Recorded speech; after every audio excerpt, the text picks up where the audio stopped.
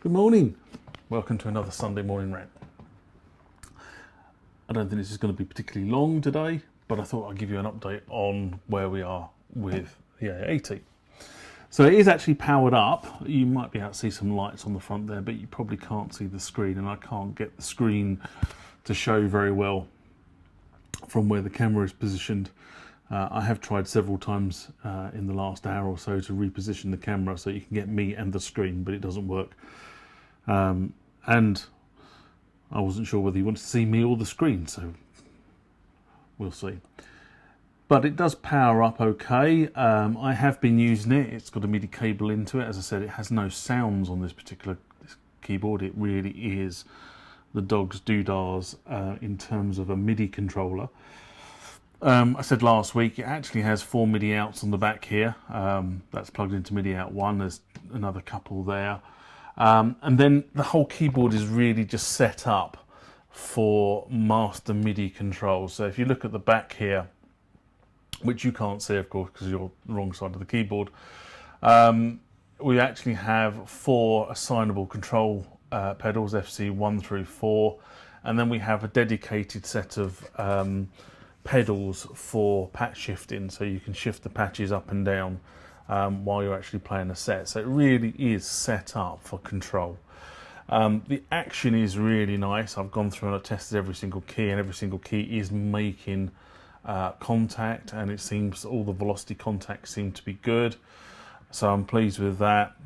The back has, and you can't really see it again because the camera's the wrong way around, the back has a bit of damage to the actual Roland A-80 decals, but other than that it seems to be fairly okay. I haven't tested the memory card, so there was actually a piece of duct tape over the memory card slot. Now I don't know whether that was because it was in a dusty environment and the individual who owned this prior to me was trying to keep the dust out going into the memory card slot, or whether there genuinely is a problem with the memory card. I haven't got round to testing that yet. Actually, one of the reasons why I haven't got round to testing it is I've got to go and find a memory card. I know I have a 512E, I think it is, memory card floating around somewhere. I just can't lay my hands on it at the moment. It's probably in the studio somewhere, but it's not where I thought it was. So that's that. I've taken the duct tape off and cleaned it all up. Now, again, it's sort of off to the side, so maybe I'll show you in another video. I did try to make a video when I was actually doing the work to take the duct tape off, but it didn't come out particularly well, so I've actually binned it and decided against that. But I have taken the duct tape off, and it was a real nasty to get off. So the duct tape, I don't know whether people want to know what duct tape is, but it's like a fabric tape with a glue on it, and it's incredibly strong. You use it for instances where you're trying to tape stuff together, that you want the tape to be strong, because it has this sort of fabric material woven into the tape itself. Back in the day, of course, we always used to use duct tape for actually strapping the cables down to the floor, so you didn't end up with somebody falling over and taking your keyboards or guitars or any other instruments with them at the same time. Although invariably always happened, you know. I mean, I can remember horror stories of arriving at a gig to find the keyboard player sitting there in hands in his head, sort of, because one of the roadies or one of the staff had walked past his keyboard and got their feet caught in the cable, and the keyboard had gone flying and the stand had gone flying, and the keyboard was now no longer working. You know, those of us who have been around a bit have all seen that. So what I did think I'd do is I'll tell you how I got rid of the duct tape. Right? So this is the most unlikely stuff, but it works like an absolute dream. This is, we call it in the UK WD-40. I'm not quite sure what it's called elsewhere in the world. And what this stuff actually is it's a silicone grease. And you use it for lubricating. I mean, you know, typically you'd use this for lubricating things like locks, because it has a little straw on the back of it, so you spray it into the lock, or runners, or stuff where you can't put normal grease, because normal grease would attract dirt and then So you tend to use this sort of silicone grease. It's also good. It's also good for driving out moisture from things. So, you know, I mean, in the past I've used this on cars I've owned, where the distributor or the spark plugs have been playing up, and you spray this across the HT leads and the spark plugs and the distributor, leave it at 10 minutes, and it dispels the water, so you can actually start. So it's a sort of very handy thing to have in the workshop for doing other things apart from cleaning keyboards. But it works like a dream if you're trying to get duct tape off, because that's the glue they use on duct tape is incredibly strong, and this stuff tends to dissolve the glue very quickly with a rough rag is what typically use. However, so this got the glue off quite well, and it quite nicely started the getting the residue off. However, the material had bonded itself to the keyboard. So what I ended up doing is, a friend of mine is a decorator, and I haven't got it here because I've just actually been and returned it to him this morning when I went out to get my coffee. But I actually borrowed a decorator's scraper, which is a very thin blade. I can't describe it really, but it's like a blade in a little tool, and you can use it, and it's very gentle on the surface, so it's used for fine work. But what it allowed me to do was it allowed me to just get underneath the material and just lift it, and then I could then use the WD-40 and the rough rag just to take the glue off. And it's actually come up quite nicely. In fact, actually, if you were to look at the keyboard, you probably wouldn't know it actually been there. Now it's come off, and it's left the plastic quite nice as well. What I probably will do is I'll probably get some fine what they call paste. I can't think what it's called now, but it's the sort of stuff you use when you're doing metal work, or like a very fine paste polish, just to sort of buff the end up again. But I don't really need to do that. I might just do that as a course. So the A-80 itself, going back to that was that got rid of all the duct tape, and then good old Mr. Muscle is what I then use to actually clean the keyboard. Other people have other ideas about what they use to clean this, and I've done a video on this in the past. So I always tend to use this stuff, which is window cleaner. And the reason I tend to use window cleaner is I find that on most keyboard surfaces, it does two things. A, it evaporates, which is good. So it doesn't leave any residue on any contacts should it go through the membrane. And B, it seems to be gentle enough that it actually doesn't, I don't know, tarnish or discolour or disfigure the surfaces of the keyboard itself. So that tends to be why I use this stuff. It's never let me down. I've used it for years and years and years in terms of cleaning keyboards. It seems to get rid of most nasties of most things, as long as it's just dirt and dust and grime. And actually the keyboard itself, I mean you can probably see the keyboard. Well, last time I showed you, this was all covered in dust and dirt and grime. So it's actually come up really nicely, which I'm really stoked about. So, you know, now I've got to go and buy a couple of bits and bobs for this keyboard, which I'm going to probably struggle with. One is these fader caps. So as you can see, the faders are there. There's no caps on them. So I need to go and buy those, and they're going to prove to be a real pain, I think, to acquire. I found somewhere selling one, and I need 4. So, but I have had a little bit of a look with my D70, which is sitting over in the corner over there, because I'm going to be repairing a key on that shortly, and they seem to be very similar size. So I saw it for CrossFit, and if it CrossFits, I do know somebody who's selling 4 of those, which I could probably CrossFit onto this, do a retro mod and do that. The other thing I probably want to do is replace the screen, put a blue screen on this, purely because it's far easier to read the white on blue background, like I've done on the T1. But we'll see where we go with that. Looking through this, I was checking out the buttons this morning. The 3 button there, the LED seems to have gone. Not sure whether the button's working yet. All the other buttons seem to do stuff when they're pressed, which is pretty cool. So yeah, I think it's, and as I said, I've played it as well. I've been playing it through my T1, which is over there, and it seems to be playing okay. However, it is a much more complicated beast than you think about, because obviously you've got 4 zones and various things and bits and bobs on this. Interesting.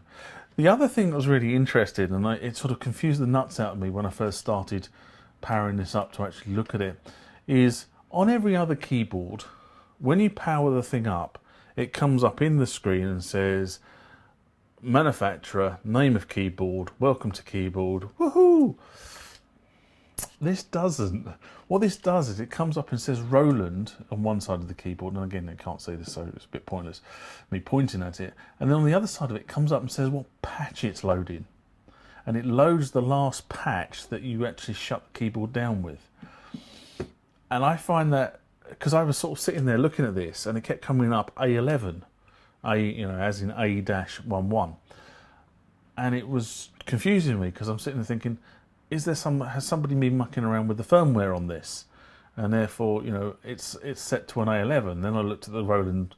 I did a bit of research and found that Roland never made an A11, so it did confuse me for a bit, I must admit. But then I realised what it was to do with is whatever patch you close this thing down with is the patch it load up with, and I suspect that's because what they were trying to do is when you're out on stage and you're using this thing, you literally want to plonk the thing down and plug all the cables in and switch it on, and it's ready to go. You don't have to do anything with it. And I suspect that's the reason why it's been done like that. But it did confuse me straight out of the box, I have to be honest. Having also had a bit more of a chance to look at this, I think half the reason this thing is so heavy is because it is actually made out of metal. That's all metal, it's not plastic. These side bits are plastic, but this is all metal. All this front piece is metal.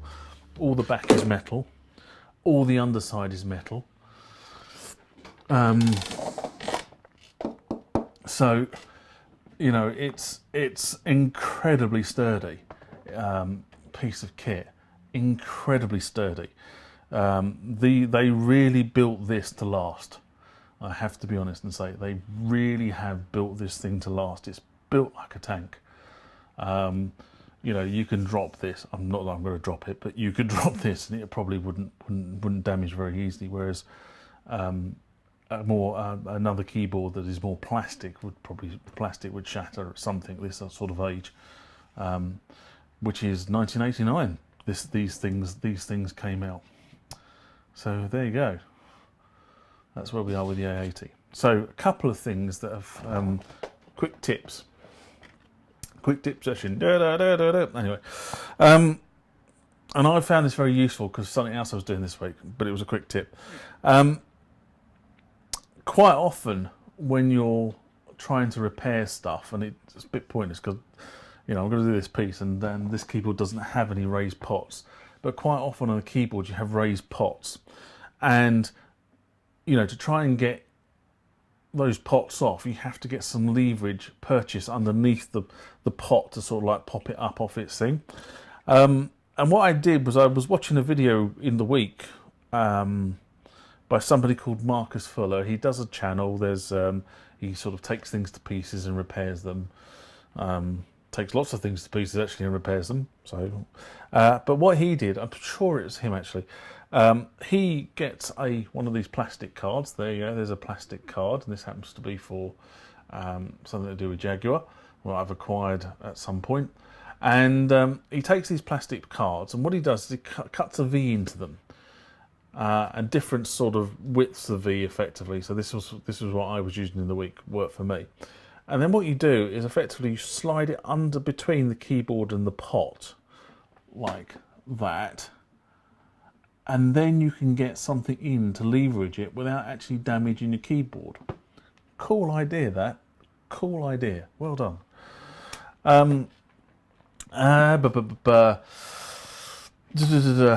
So, And the final thing, I'm just going to sort of, again, not really a rant this week, to be honest, because it's not really an awful lot to rant about.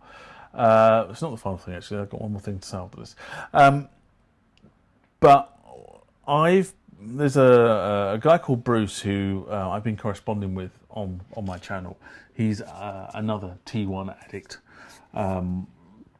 He actually has 2 of them in various states of disrepair or repair. I know he's got some problems with at least one of his, and it needs to go into maintenance. So he's been sort of corresponding backwards and forwards about how to do certain pieces of maintenance on his T1. So hopefully he's going well on that. Anyway, I think it was last week. Yeah, last week I did the demo sounds off the T1, or the factory demo sounds, and they were written by somebody called Don Muro. And I have to be honest and say I didn't think any more about it.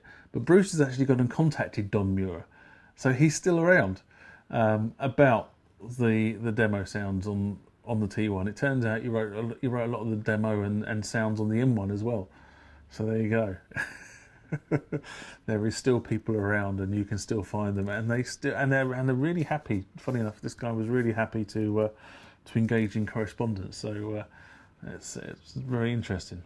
Yeah, and the final thing I'm going to sort of say this week is, I think last week I said about the D-05, and I didn't know whether I was going to buy one. Well, yeah, I've sat back, I thought about it, I thought some more, and I thought some more.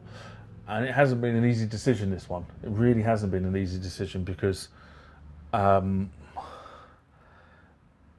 personally, I don't think the D-05 has the character of the D-50 in terms of the D-50 is this sort of keyboard with the synthesizer, etc., etc. And I don't think the D-05 has that character. But what it does have is it has all the functionality of the D-50. And that's the bit that swung it for me. I still have an issue with the power. I don't know how I'm going to solve that in the studio moving forward, but I suspect I will somehow. Might just have to buy another hub or something. But I have actually bitten the bullet, and I have bought a D-05. And I was expecting them to sort of like to start shipping around sort of end of November, but I've been told by the toy shop that they will be shipping around about the end of October. So it looks like I'm going to get my TR-08 and my D-05 pretty much around the same time, which will be early November. So I'm quite looking forward to that. I'm quite looking forward to getting my hands on a D-05, or my D-05, should I say. And do you know what really swung it for me? What actually in the end swung it for me was watching the ADSR video, which I commented on last week, was the fact that you can load SysX patches from the original D50. That was what swung it. So, you know, it was like, well, I've got all these cards and all these patches that I've generated or I've bought somewhere down the line, and I can now reuse those on a smaller module.